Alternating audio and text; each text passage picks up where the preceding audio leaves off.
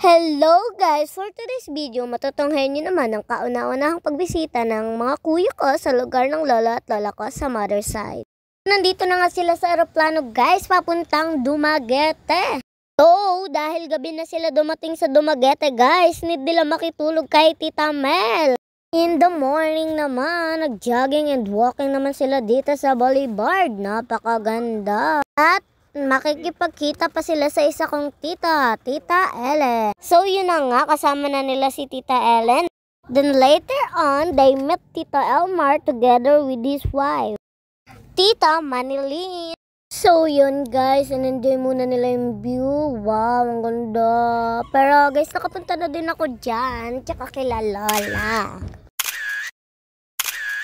So guys, pagkadating nila sa Himalalod, hinanap muna nila ang Adventist Church. Kailan nila magsimba bago sila tumuloy kila Lola. Welcome kagad sila ng family ni Pastor Aboyo. Maraming salamat po sa pag-welcome and pagpapakain sa mga kuya ko.